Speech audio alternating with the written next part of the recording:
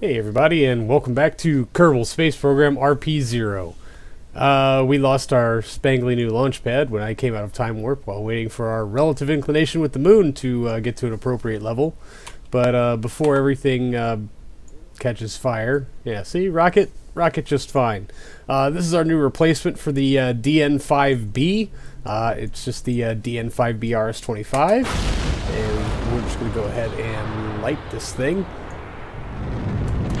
All engines look lit. Let's get these clamps off and get off the pad. You can see down here on the bottom we've got 4 RS-25s replacing our 5 HG3 engines. The rest of the rocket itself is pretty much unchanged. Small changes here to the core stage to accommodate the fuel needed for the RS-25s. The boosters are completely the same, and everything from the neck up is entirely the same. And we are at our Mars window, so it is time to resupply Harmonious Station. We've got 2 launches to get to this window, both bound for Harmonious Station. One is a fuel resupply to give them enough supplies, or fuel stock to burn for home, and the other is food, water, oxygen, etc. A little more fuel, some lithium hydroxide filter things, so they can continue to run their CO2 scrubbers. Yeah, that's pretty much it. So I'm going to try to do both launches in a single episode because there seems to have just been a very long string of launch episodes. I do apologize for that. It's not very good for the variety, but that does mean that in short order we'll have a whole lot of really interesting things to do. So I'm going to try to ride this little guy to orbit. As you can see, I'm already way off on my gravity turn. I should be way lower than this. Good job. Right. Anyway, my inclination's all off. Alright, I'm going to ride this to orbit. I'll pick you guys up there. But the great advantage of this DN5B RS-25 is that it maintains a greater than 1 thrust-to-weight ratio all the way through its ascent phase. So even being a little bit off on our telemetry or on our ascent curve, we can pretty easily correct for it. It doesn't have that lull time right after booster set like the HG3 or the J2 variant of this rocket had, where it was at a sub 1 TWR for sometimes upwards of a minute or so. As you can see, our thrust-to-weight ratio there at SEP is like 1.45. And there's fairing SEP, so now we can actually see our package. It's nothing particularly interesting.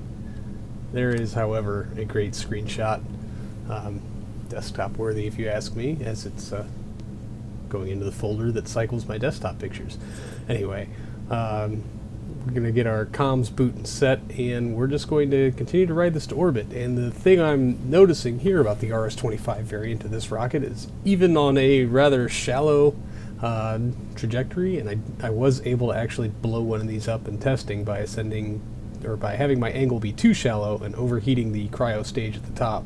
But we do actually need to get some a couple of degrees below horizon to help circularize our orbit, just as a testament on how much oomph this thing actually has. There's our stage SEP, and now our HG3 S4B stage is lit and looking pretty good. We're just going to use a little bit of our thruster fuel here, but again, we're going to have to maintain some of that negative pitch below horizon to basically round out our orbit and keep that apogee from running away from us. But there is your ascent at a glimpse. And now here's old me. Alright. 346 by 152. We've got 4.9 kilometers left in the tank. I'd say that's all pretty good.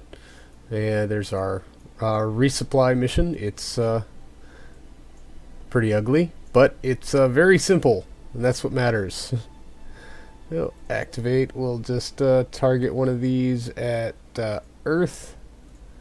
Good enough. We'll go ahead and set the other target indicator here also, but we don't really necessarily need to activate the antenna because we're probably going to need one of these to boot back up when we get to Mars. At least that's the plan, and we'll toggle the small antennas after we decouple because it looks like they are going to collide with our S4B stage, which The RCS is going a little crazy on that. No big deal. Alright, maneuver planner is what I need to bring. Let's go target Mars. It's been a good long while since we've done anything out there. Set as target, pork chop selection, ASAP. Oh, 3.729 kilometers per second. That's easy. Oh man, wow, that's a long time from now. 377 days. Ooh. Well, that's interesting. Let's double check something. Okay. Good. They have a year and 243 days left. So, taking a little more than a year to get there is cutting it close, I should say. I guess that's what we're going to have to do. This is, of course, our life support slug. Possibly the more important of the two. Because if this one doesn't make it, they don't survive to get resupplied again. Whereas if the other one doesn't make it, we can just refuel them next window. Although I'm sure they're all really sick of hanging out in that tiny little space station for all these years. I hope they haven't killed each other. I haven't checked. Ooh. But I'm sure we're getting some very interesting data about small team isolation for extraordinarily long periods of time in extraordinarily cramped quarters. But they're not stuck in a command pod, just sitting there for years. God, they'd be so atrophied. I'm sure they've got like an exercycle or something. Since Boris broke the solar panel, they're going to need to do something to supplement their electrical output. No hair dryers, no laptops. Alright, well, we've completed our rotation. We're facing into the node, and we're just waiting to ullage in our engine. We need to make sure it's ullaged because we only get one ignition. There it is. Successful relight of the HG3, and now we can start our burn for Mars in earnest. Nothing really to say about this stage anymore. It's not very prone to failure. It's pretty interesting, but this resupply pod weighs about 46 tons fully fueled, and we actually have a lot of headway as far as our transferable tonnage to orbit. I think the upgraded RS-25 is giving us a far better margin as far as what we can transfer to Mars than I initially suspected. We can probably up our maximum tonnage from about 50 tons to maybe 55 tons. I might even try for a 60-tonner built on this rocket just to kind of see what happens. But I still would like a vehicle that is capable of doing 100 tons to Mars, which is basically 500 tons to low Earth orbit, depending on how you build your transfer stage. Still experimenting with a couple of nifty things there, but getting no love from the thermal nuclear rockets. It looks like I'll be staying with Hydrolox, at least for the foreseeable future, until maybe I figure out something that I'm just not doing right or something that I'm building wrong. But man, those engines weigh like 10 tons. It's a huge margin just for the engines itself. Anyway, we're coming up with the end of this burn, so I'm going to swiftly turn you back over to old me for some more interesting commentary, I'm sure.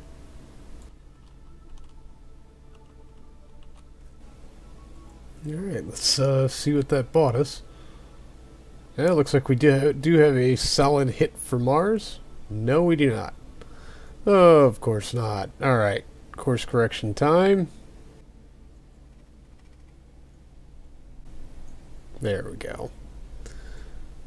So let's see how fine-tuned we can get this, although I'm probably not going to be able to pull that off. Oh, good.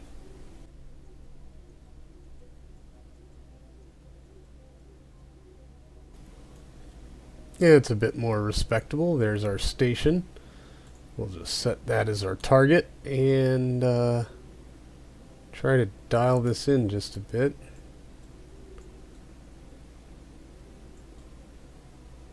Yeah, no, not quite like that. 43.5 degrees of inclination. Which of that can we remedy? Yeah. We can get it down to 7.5 degrees. That is awesome. Oh, node's in 35 seconds. Let's... And now it is 70 meters per second. So we're going to have to ditch our transfer stage.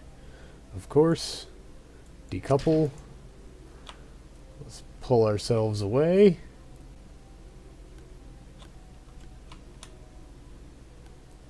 Get oriented here. Activate engine. Oh, please nail this. This would make my life so easy. Oh no, is the freaking S4B in the way?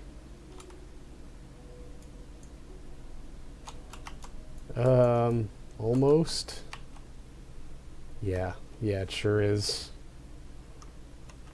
Let's maneuver past it. Great.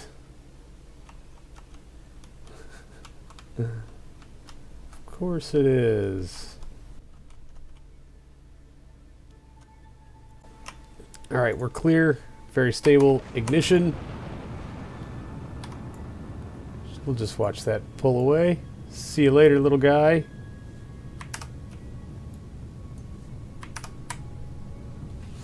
Alright, I need to watch this because I don't know how long this burn is going to take. But man, it would be really, really awesome if we could get so very close right here off the bat. Although we're already a minute past our node. Let's lay into these... Oh, I should have transferred thruster fuel from the S4B stage into this. That would have been smart. Well, I'll remember that for next time.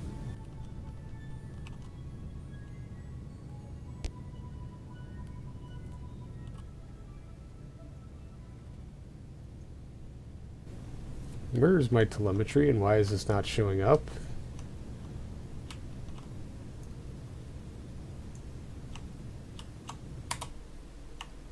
Am I that far past the node? Good gravy. Yeah, I'm way over there. Oh, good. 0.1 meters per second between this and this. Somehow, I doubt that. Yeah, I'm facing towards the node and burning in the other direction, and my encounter's getting better. Way to go. Yeah, that's what I get for being more than 2 minutes past.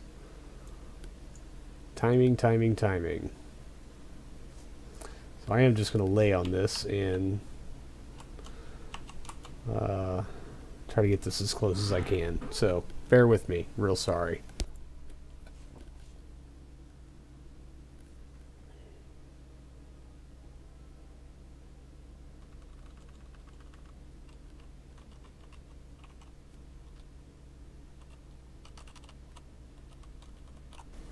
Alright, we're going to deal with that for now. I will plot a new node real soon, actually. That's not a... I mean, it's not terrible. We're still probably 20 some odd degrees off, but I think for sake of accuracy, I will plot that node once we have left Earth's SOI. We'll re-engage your RCS system, take a quick save, and say, good luck, Harmonia Resupply Alpha. We have one more of you to get to. Alright, finally. And it's that bounciness that wrecked our Launchpad last time. I guess I'll just have to raise the rocket up on the stands a little bit, or add some more clamps to reduce that, because this is a slightly heavier launch vehicle than the standard DN5. Relative inclination is as low as it's going to be. SAS is on. Ignition sequence start.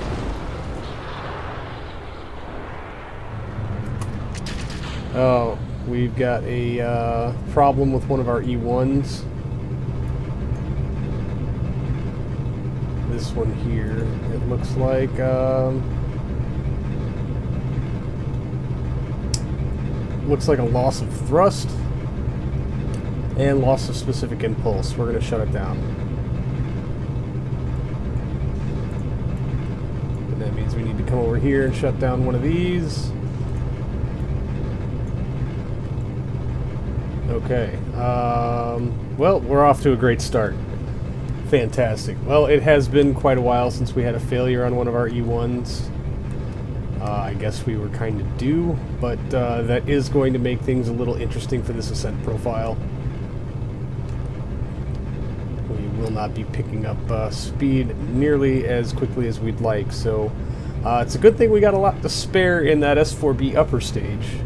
So hopefully we can make up for the difference on the back end there. Who knows?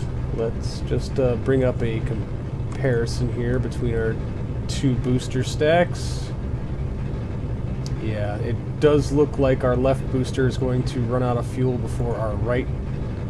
That is a problem, so we're going to bring this up so that we can kill fuel supply to that outside booster when the other one cuts off, and hope that we can jettison them both safely. Here's hoping. We need to start this gravity turn. We're going to try to lob a little bit high to make up for our lack of thrust here getting out of the lower atmosphere. Always something. Man, if this mission wasn't so freaking critical. Dang it.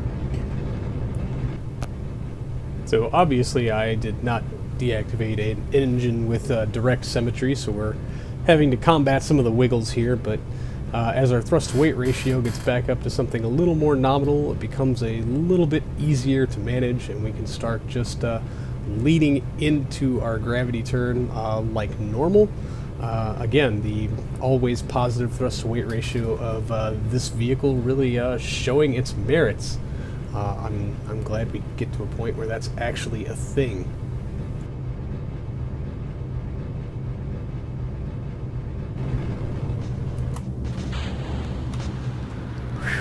Okay, so I may have totally had the wrong idea on which one of those boosters had more fuel, but they're cleaning away. We didn't get thrown too much off course. Actually, our relative inclination coming out of that is better than I would have expected. Fire our... There we go. Fairing SEP. Fantastic. And we're already going a lot higher than I would have liked, so we're just going to level this out and get ourselves angled a little, about a half a degree or so below horizon, and try to make this into an orbit. Now there's our fuel slug. Activate, no target. We'll set that to Earth, which is down here. Alright. Yeah, it does carry some food, water, oxygen. Just as kind of like emergency backups, but also because we had the room for it, and fuel is real heavy. And also for the time being, I will lock those two. Alright, yeah, we're going to be quite a bit shy of hitting orbit. Well, we're going to have to get a lot more Delta V out of our S4B stage than what I would like, but I think considering we had to shut down 2 booster engines on our ascent, we're in pretty good shape. This mission is still green-lit. But now that we're more or less back on track, I can take care of some of these logistical things, like getting our antennas powered on and angled. No solar panels to deploy here, it's all RTG powered.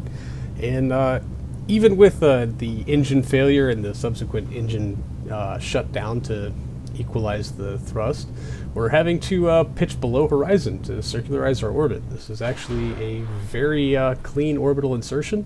Our core stage is down and away, and we are on our S4B, HG3 S4B upper.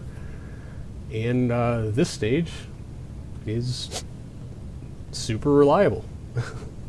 It's, I don't know, I almost wish one of them would break just so I'd have something interesting to talk about, but really the biggest problem I've had with one of these is me putting the sea level engine on one instead of the vacuum engine, and that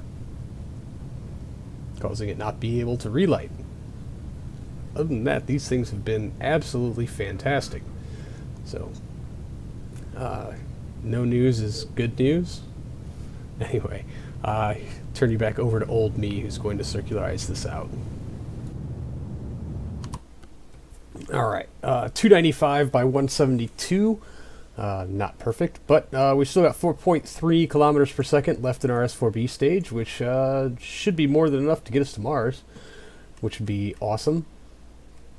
Absolutely. We'll just swing out here and set our target. There are a fleet of things going to Jupiter. Mars set as target, and we'll bring up maneuver planner. Nope, pork chop doesn't want to load. Alright, well, computing. Bing. Alright, and as soon as possible, create node. There we go. Yep, and it looks like it's another long transfer, but that should make our encounter be relatively slow with regards to Mars, so hopefully an Aero capture won't be too terribly difficult or stressful, or necessitate having to use fuel from the slug itself to finish the capture. How long until that burn? 49 minutes, about par for the course. So we'll go ahead and get ourselves swung into position just like the last launch and get this thing underway. Oh, it's so slow. Yeah, we actually have a thruster upgrade available, another tech level on the same thrusters. They just have not yet been incorporated, because basically it means altering the sub-assembly, and that's just kind of a pain to do. So you have to delete the old one and then save the new one, or give them a different file name. Oh well. I will get around to doing it soon, I promise. I've got some time to take care of some logistical stuff, but we're coming up on our node now, so I'll turn you back over for that. Alright, we're about 2 minutes 20 seconds out from our node. We're going to start ullaging in our HG3. Just bring this up here, make sure we can get a solid ignition.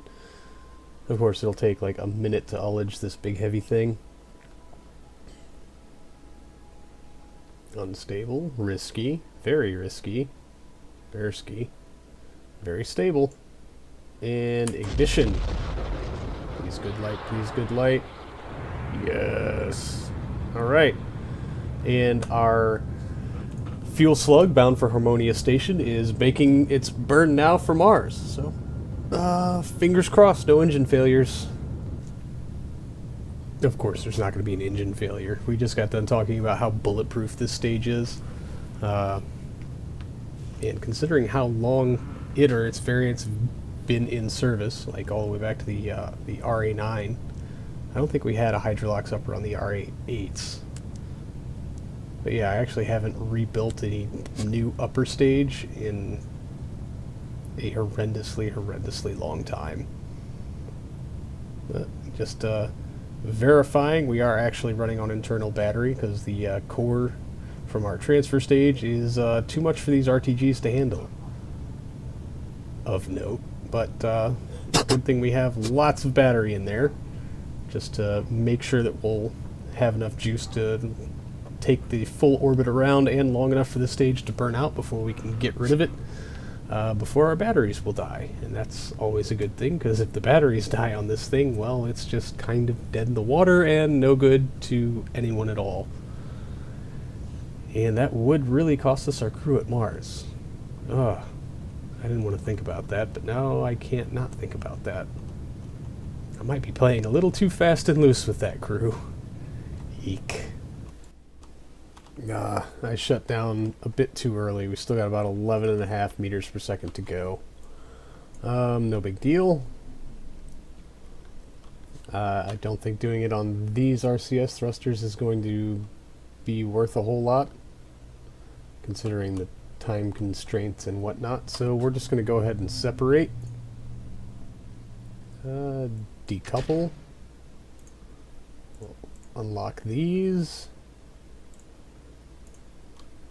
What are you doing, dude? And pull yourself away. This should make it significantly easier to make this correction. Activate our short-range comms. There we go. And try to round this out some. And we do have unlimited ignitions on that AJ-10. Yeah. Alright, point 3. Let's see what we bought here. Map view. Mars, focus. We don't even have an encounter. That's awesome. Way to go. Jeez. Maybe I should have checked that before I finished some of this out in way too close. Let's go out to here, 39 seconds. See what we can't suss out of this mess. Come on, no. Alright, let's try something a little different. Let's move it just a bit further away so I have time to think. Really? That is not much of an encounter.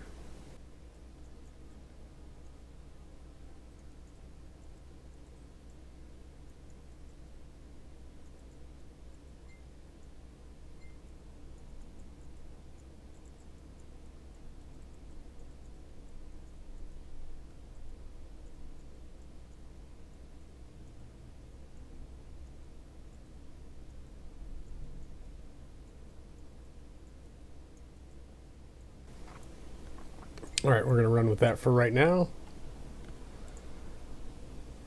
It is in 11 minutes. So might as well get ourselves oriented into this right now.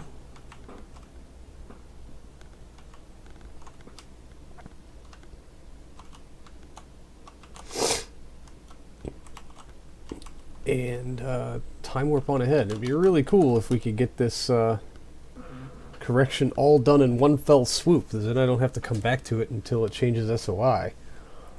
And man, wouldn't that be convenient as a hell?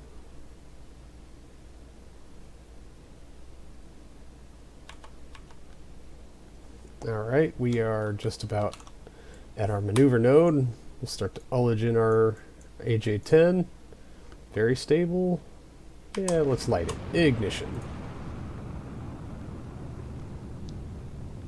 Now there's 374 meters per second just in this tank. This is its own dedicated fuel. Of course, we have a massive supply of fuel up here that's we're supposed to use to get to the station. We will inevitably use some of it for docking, I imagine, and course corrections at Mars. But of this, like 12,000 liters of Aerozine 50, if we can get 10,000 of that to the station, I will be extraordinarily happy. Although that doesn't really do much for our margins, considering this tank holds about 2,300 liters, and we're going to use, you know, 2/3 of it just on this one little correction. So there's that. But of course, the more fuel we burn, the more efficient every burn after that becomes, because we have less mass. The term lighter doesn't really apply here.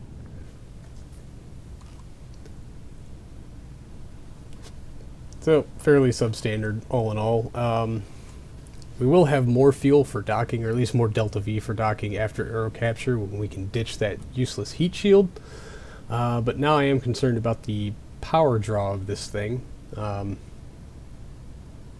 now that I thought about it before. But I think we're going to be alright. I'm just waiting for that encounter to actually happen, but the difference between not encountering Mars and getting that encounter is very few meters per second.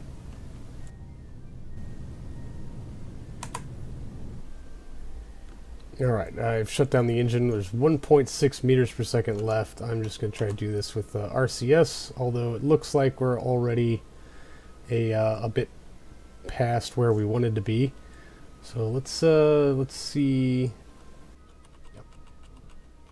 Yep. Alright, well, we're going to run with that, and we will make further corrections once we get there. So I'm going to go ahead and lock here RCS fuel so that we're not going crazy with it. Take a quick save. That's good enough for right now, but we do have to make a correction on our life support slug. So we will go ahead and, man, I kind of love how it just zooms across stuff. I'll eliminate that node and go find our life support slug. Alpha, that's probe. Where's the actual spacecraft? Right next to it. Switch 2. Okay, good. We do have connection. We should have booted this antenna. I hope that command went through. We got about 8 seconds to find out. Or we can verify here. Yep, there we go. Figures, doesn't it? Alright, and yeah, we have a power draw now that we're paying attention. So let's zoom out here and take a look at where we're going at Mars. That is interesting. No, I would like to just target Mars, please. Mars. Focus view. Oh, you know, actually that it really isn't that bad. 20.5 degree. Yeah, I do wonder if I can make some small corrections here. I should have... Nope, because I can't even create a node. It's all Earth set as target. Great. Alright, well, we're just going to leave it as is. So, Kerbal alarm clock. Add new alarm. SOI change. 1 year, 3 days. Add alarm. God, that's so far away, it seems. How is our life support doing? Oh, God. Oh. You know what? Let's go check in on the station.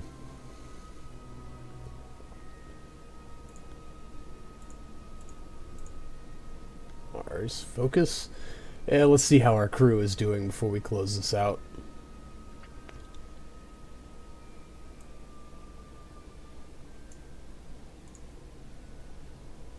Switch 2. Oh, good. It's still here. And I know all the life support stuff is going to be draining super rapidly while it catches up to where we are currently. No problems there. Are these engines active? They should not be active. And good, while we have human control, we can shut them down manually.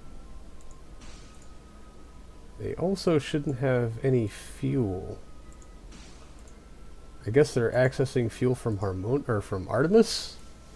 That would make sense, I guess. All right, so let's move some of these supplies around. Out, out, out. I wonder how it's going to compute this, since it doesn't drain these resources when you're not paying attention to it, but it does keep tabs on it so that it can equalize out the math after you get back. So it's currently stripping away all the stuff that they should have been using while in orbit here for all of this time.